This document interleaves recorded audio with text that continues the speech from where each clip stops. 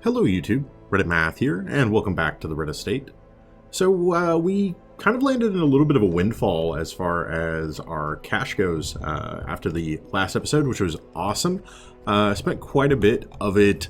We're de-stressing, we're reinforcing our quirks, all of that sort of stuff is kind of going on behind the scenes. We'll recap when we come out of the dungeon. But I still wanted to spend a little bit of the money, and I wanted to do this on camera. Normally I don't really reinforce level 1 characters, but I feel like it's just so crucial that our Abomination lives, being that he's new and he's our only character class not to have reached level 6 yet.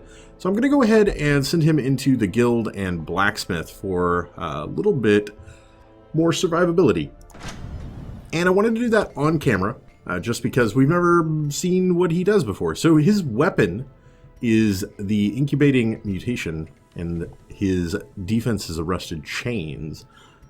His description from the blacksmith is protected by cursed chains and a thick leathery hide. The Abomination can withstand the pressures of frontline combat as well as any plated footman. His terrible claws are each the size of daggers, and his progressive mutation manifests in unspeakable strength, speed, and a profusion of bile.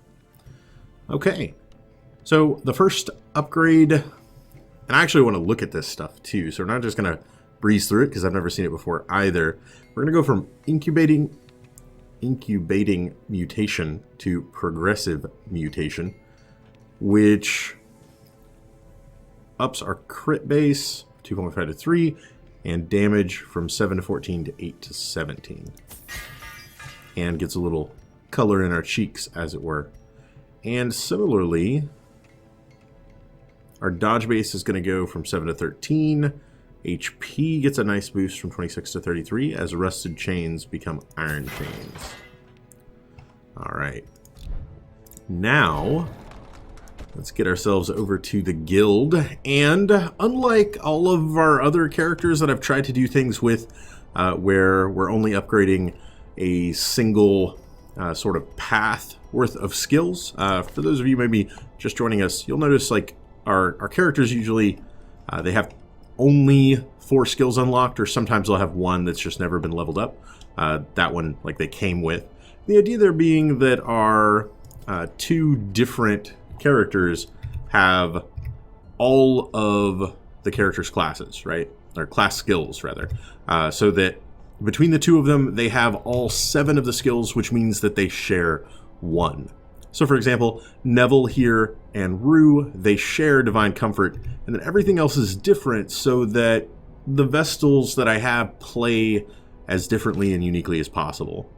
Now, for Budi, he doesn't really have that option, right? Like, all of his 7 skills are used just by him, depending on whether or not he's transformed. So maybe it's even a little bit fitting that we only have a single Abomination in our roster. But what I want to do is probably just upgrade everything. And now, I doubt that I'm going to read all of this, but basically, transformation now ups his damage even more. And he heals. He does a slightly greater stress heal when he comes back. So instead of stressing them out for 8 and then healing for 3, he's going to stress them out for 8 and then heal them later for 4. So that's very good. Blight resist goes up a little bit, damage goes up a little bit. Then he changes to human. His speed goes down less. He heals for slightly more. Okay. And then everything else should be a slightly more regular kind of skill. The transformability somewhat unique to the Abomination. So manacles get a little bit more accuracy. Their stun base goes up. Fair. Beast Bile, accuracy goes up, crit goes up, blight chance goes up, blight damage goes up, and the amount of blight resistance damage is doing to the enemy goes up. Okay. Absolution goes from 8 and 4 to 9 and 5. Rake gets more accuracy, a little bit more crit, and a slightly higher damage buff from using it. Rage, more accuracy, more crit. And Slam, more accuracy, more crit. Higher knockback, and the debuffs that it comes with for dodge and speed increase, and get a higher base chance. Okay. All in all, I mean, good skills. I'm totally down with everything the Abomination has to offer. So I just kind of wanted to show that off so that everybody had an opportunity to see what the Abomination is bringing to the table. Now, we are making this sort of all about the Abomination right now, and with that in mind, we have some fairly limited selection as far as our apprentice level dungeons, but it's exactly the types of dungeons that we want. We've got 2 characters here that are left at level 2, and they only need 3 experience to pick up the next resolve level. So what I'm thinking we should do here is we want to get them a short dungeon so that these guys both stay level 2, that we get them to 13 out of 14, and that they can stick around to escort our Abomination into another dungeon. He'll pick up level 2 from that, as will Osmont. And then the smart play would be the next time we run an apprentice mission, it needs to be a long mission so that he gets just as close to level 3 as he possibly can. And then we'll probably end up taking him out at level 2 onto a mission with some higher level guys and just hold on to our seats that he survives it. But for right now, this short mission in the Weald seems to make a ton of sense. We have got our backline bounty hunter, as well as a plague doctor, frontline grave robber, and something like that. And now she actually does quite well in the second rank, loses out on battlefield medicine, but can do that from there. And what is he doing from rank 3 again that he cannot? He does everything from 2 or 3. So there's really no reason not to do that. She doesn't gain anything from being up front. She doesn't have anything that is purely up front. Okay, so something like that. He does everything except collect bounty happens from the back, which is fine. We're going to be a little bit light on healing, but, you know, we've grown accustomed to such things. And that'll have to do. Pop into provisioning. We're going to want to grab plenty of food as we bring no healer. We're heading to the Weald, so I think at least 3 shovels makes sense. It's also got a fairly diverse amount of curio interactions. Other than that, I'm kind of okay with just this. We pick up extra food from medicinal herbs. I don't think there's much of anything else. Of course, I say that, and I have a fancy cheat sheet that I made. But let me see here. In the Weald, we would get loot from beast carcasses sometimes. Okay. Oh no, guaranteed loot. Okay. Other than that, no real reason. I think I'm going to stick to this. I feel like I've been burned a few too many times, specifically on short missions where I haven't really gotten the worth out of all of the provisions I've brought with me. I'm going to do just a single stack of 8 torches. That should be plenty of torchlight, and then we will go ahead and get started here. I think we're making a lot of kind of interesting strategic plays in this episode that I hope are appreciated. Like, I feel like we've actually given quite a bit of thought to several things that are going on here. We've got the Ancestor's Portrait still on Budi. Corruption has soaked the soil, sapping all good life from these groves. Let us burn out this evil. Oh, great. Wander right into a trap to start things off. So, with the Ancestor's Portrait, he's going to be gaining 3 Resolve XP instead of 2. So we'll get a slight bonus compared to everybody else. And then, but the play to just make sure that our beloved Plague Doctor and Bounty Hunter don't leave him behind, I think is actually quite important. And we do need to take on this room battle. Okay, fairly straightforward. Ectoplasms and some cultist acolytes. Let's go ahead and burn down these guys if we can. Might be a good time for a rake from him to hit both of them. Yeah, that's a thing that totally happened. Pull, hook and slice. I think hook and slice makes a ton of sense here. His bleed is actually quite strong. And this might not do anything I need it to. You know what? Let's just do it. Oh, so good. And that way rake just takes out both of them. A faint hope blossoms. That's going to ensure that these guys don't summon any reinforcements that I don't care to meet during this particular outing. You have made a grave miscalculation and basically only done us a favor. Not quite. Down to 2. That is actually fine. These guys are going to fall like dominoes as soon as we get another action. And a rake to clean things up. Their formation there we go. is broken. Maintain the offensive. Nice. Be wary. Triumphant pride precipitates a dizzying fall. That stress was actually pretty good. And Osmont should get a little bit of kind of built-in stress relief from disarming any traps we run into. Sorry about the minor interruption there. The 10 train decided to come by at 10:15. These things never used to happen when Mussolini was in charge. But lo and behold, apparently sometimes the train runs late. Alright, and pick up that, and just gonna move on. We'll hit this next one in some shadowy light. And, yeah, maybe it pays off. That's actually a pretty decent reward, all things considered. I'm going to go ahead and buff it up a little bit before we get into combat, though. Gnashers, my favorite. Oh, especially when they do things like that to me. Okay. 5-11 doesn't quite get the job done. Okay, okay. Well,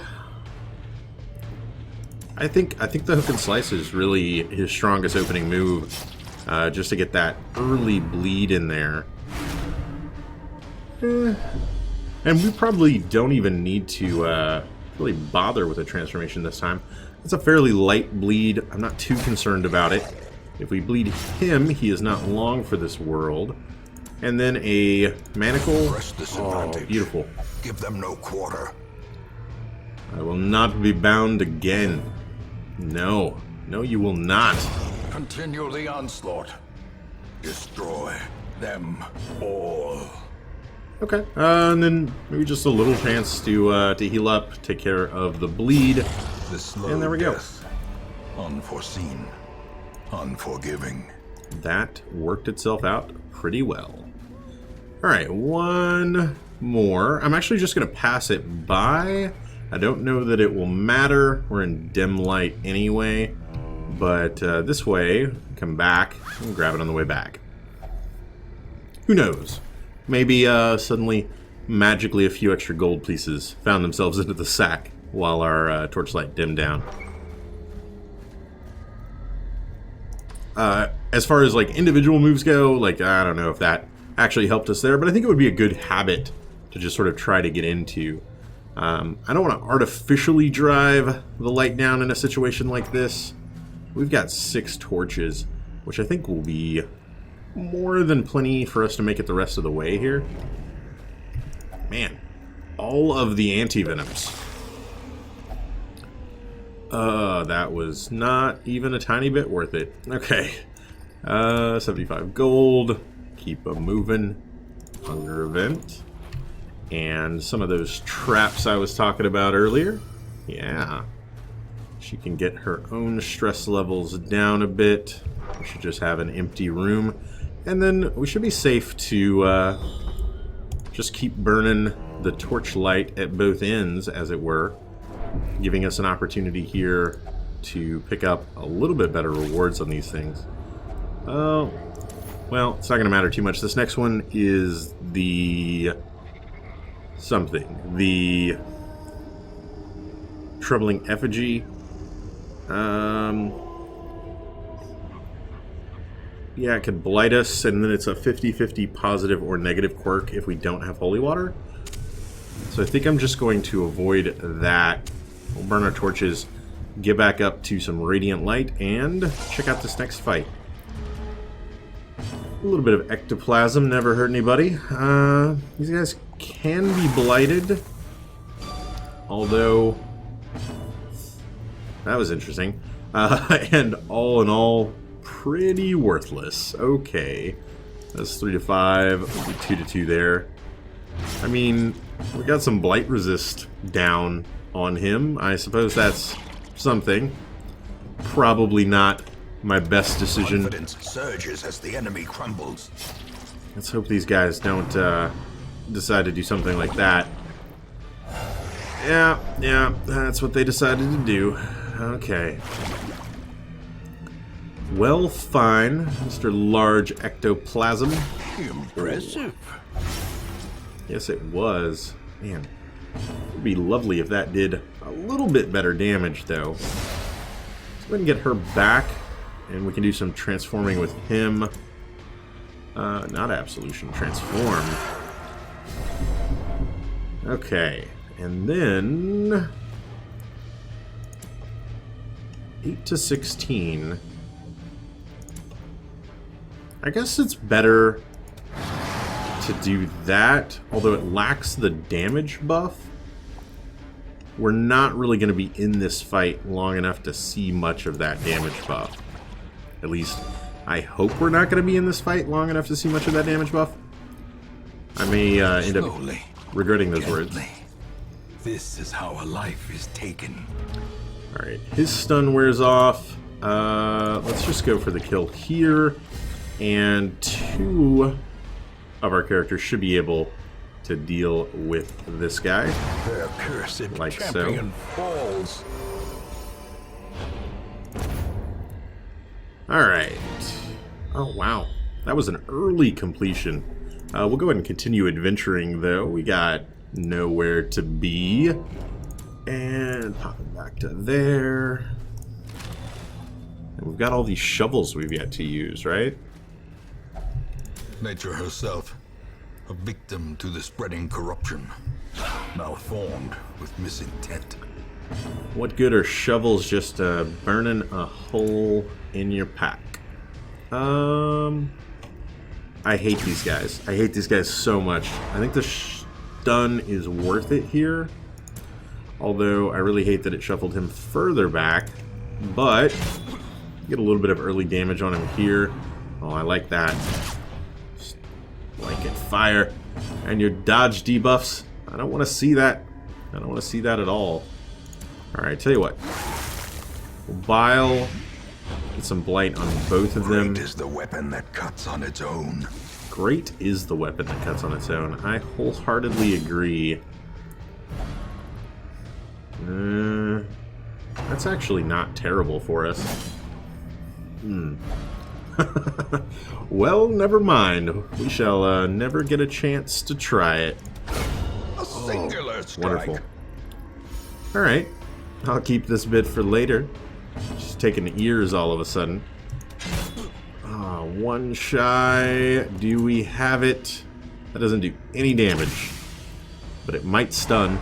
It did stun. I'm A-okay with how that worked out, actually. So let's go with one of these. Also for a stun. And then one of these for a kill.